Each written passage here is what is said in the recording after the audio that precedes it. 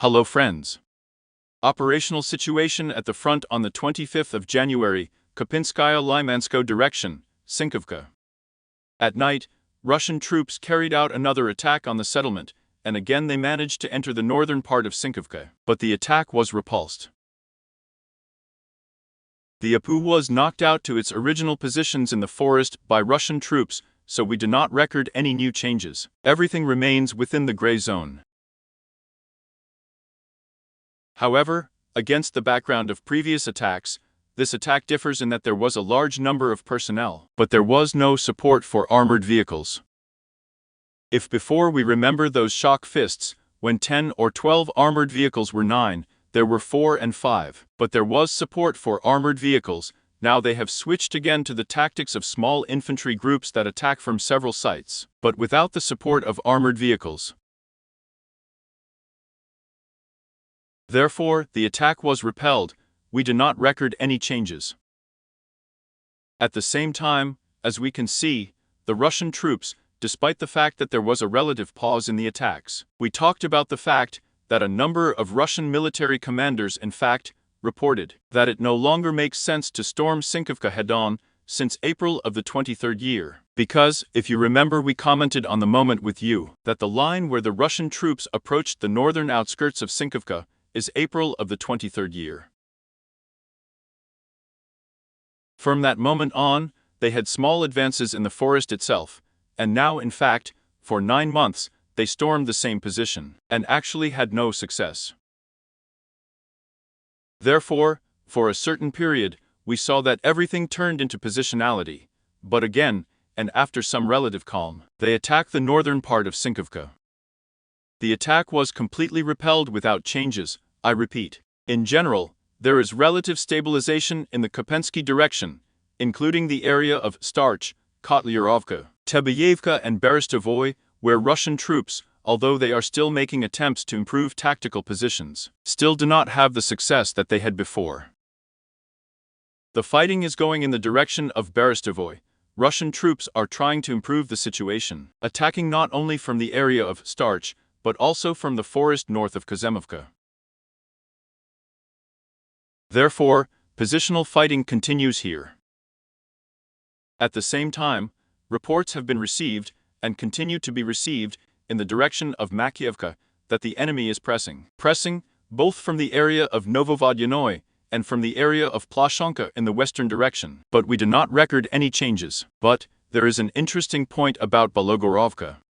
Over the past 5 days, we have twice commented on the moments that Russian troops and georeference drone footage tried to improve the tactical situation north of Bologorovka, tried to advance, but managed to repel those attacks all within the gray zone, and fresh footage appeared, which means that the APU is already attacking one of the positions of Russian troops and managed to discard. Therefore, the situation remains unchanged, but it cannot be said that the enemy, after advancing, has further initiative. It was possible to achieve parity on the battlefield, although the situation is quite difficult in this sector of the front, due to the fact that Russian troops are pressing not only on Bologorovka itself, but also in the Serebryansky forest in the southern direction, in the direction of the Seversky Donetsk River, as well as in the area of those islands that were previously occupied. They are also probing the situation here, in order to get as close as possible to the positions of the APU, and accordingly, create unpleasant moments for us, having advanced positions across the river, just beyond the Seversky Donetsk River. Therefore, the enemy's plans for Bologorovka are now extremely clear, and unambiguously in the near future, he will carry out these attacks, because he is trying to approach the Seversky Donetsk River, in order to take under partial, where my control, a section of the Grigorovka-Bologorovka road. That is, it is based on the vector of their attacks, which exists today. Well, the attempt to also move north of Bologorovka, along the river itself, also speaks about this. I repeat, we do not fix any changes. At the same time, there are further reports that the enemy began to show activity from the area of the settlement of Veselaya, in the Seversky direction, namely in the western direction of the attack, so the situation remains under clarification, due to the fact that there are battles. In the Bakhmut direction, we do not record any changes. The main fighting continues along the railway between Ivanovo and Kleshivka, and there have also been attempts by Eastern Avdeevka to improve tactical positions on the part of Russian troops, but we do not record any changes. Everything remains within the red and gray zone.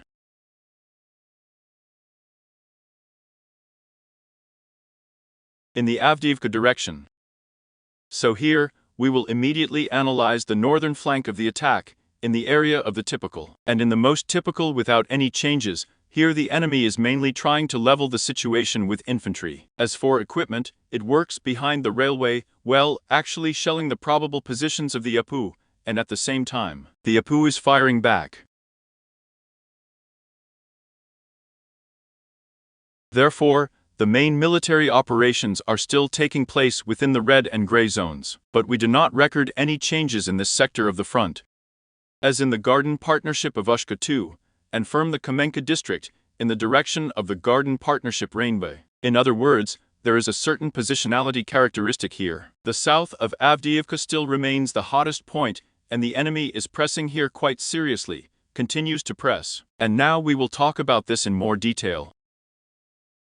So we said yesterday on yesterday's broadcast that Russian troops are pressing to gain a foothold in the forest area. There are a number of positions in the forest plantation itself that they can take. Actually, the vector shifted a little, so they managed to advance collectively to a depth of up to 450 meters, along Sportivnaya, Chernyshevsky, and Sobornaya streets. The situation for yesterday. The situation for today. The width of the front here is a bit of a conditional concept. Someone says kilometer because there are a lot of clarifications. And there will be further clarifications because the picture is not quite clear, including with the Royal Hunt itself. Because for several days before there were statements from the Afu fighters that they managed to repel the Royal Hunt. So it remains in question for 24 hours. I think someone has already transferred it to the gray zone, someone else yesterday. But the situation remains under clarification, because there are no visual confirmations. After you published footage of the presence of Russian troops along Sportivnaya and Chernyshevskaya streets, we have not seen any more new footage from this area, although there are naturally reports that fierce fighting. Therefore, there will be visual confirmations. Then we will be able to talk about something. Because there are a number of moments and statements that did not correspond to reality. When the Russian troops had already entered and advanced into the western part of Sportivnaya and Chernyshevskaya streets, official statements sounded that they were completely knocked out to their original positions, so here it is necessary. I would say there are more visual confirmations than there are already official statements. There is such a moment. At the same time, they also shift the strike to the Chebaroshka fortified area. That is, as we see, they are moving in a westerly direction, along the highway itself, to the Chebaroshka fortified area, and about the zenith.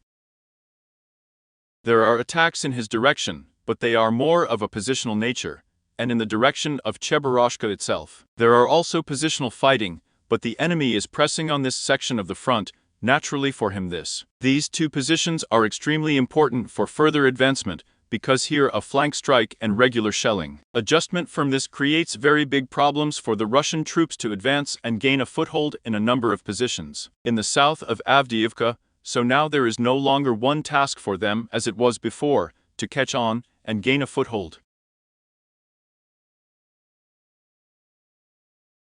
At that time, we spoke for the southeastern outskirts of Sportivnaya, Sobornaya and Chernyshevskaya streets. Now they control, among other things, the center of the Staraya Avdeevka district, but also shift the blow as we see in the western direction, in the direction of the Chebaroshka fortified area. In general, we will look at the situation, but it is quite complex and, as you can see, quite dynamic in this sector of the front. At the same time, in addition to the Royal Hunt, the situation is being clarified in the Dubrava Garden Association, because before Russian military officers such as Ribari noted that he was completely under the control of Russian troops. But no, they managed to knock them out from a number of positions. And what is the situation according to reports from the field? What is the situation now visually? We don't have any information, I mean drone footage, so it remains to be clarified. But the fact that the Russian troops failed to take the Garden Partnership completely remains a fact, because counterattacks continue from the Afu within the gray zone as well. Well, the enemy naturally attacks, but his main blow now is the area of the old Avdeevka of 3 streets, and the displacement of the blow to Chebaroshka, as well as to the Garden Association along the highway, which is north of Chebaroshka. Active hostilities continue on the western flank, without significant changes in the positional nature of the fighting. At the same time, as before, Russian troops are putting pressure on Pervomaisk itself. As we have said before, there are attempts to move within the gray zone. Now we are all talking, but they are there, and naturally the enemy is trying to disperse our forces as much as possible. Moreover, the actions of the Russian troops on the northern flank remain strange, but there will be a little more. There will be more information a little later, then I will comment in more detail. Now I will only say that knowing that the attack will be repulsed in the same type, they are making this attempt once again. And this certainly shows more that they need not so much Stepovo as to disperse our forces on this sector of the front. Although with the amount of ammunition that the Afu has, and with the number of aerial bombs that the Russian troops have, their actions, well, let's just say, indicate that they have a number of significant problems in this area.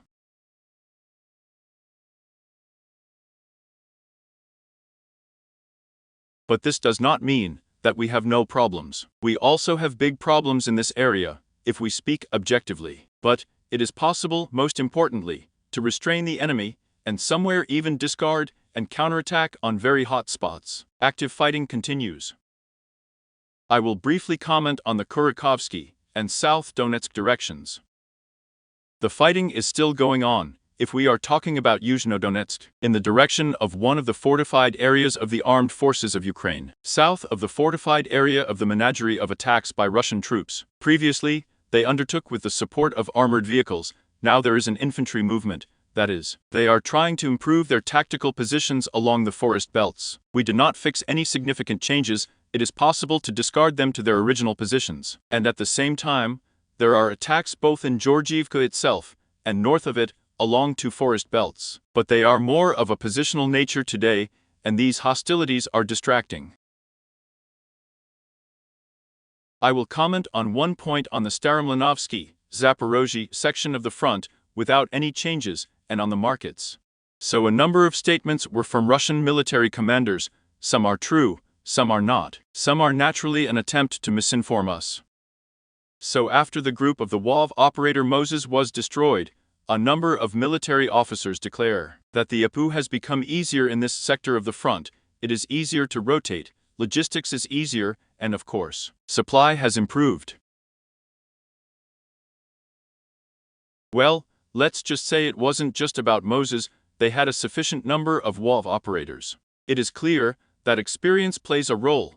I have emphasized this throughout the 23rd year, and in the 24th, I repeat, experience has an important role on the battlefield. But in any case, Moses was experienced, and those who are less experienced now, so somewhere, yes, the situation has really improved a little for the Apu, but it is still difficult, because the enemy has a certain number of WAV operators. There are PP Lawn, they are naturally used.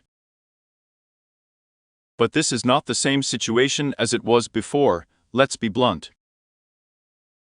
This is the first moment. The second point is that there is information, it is still being clarified, about the shipbuilders.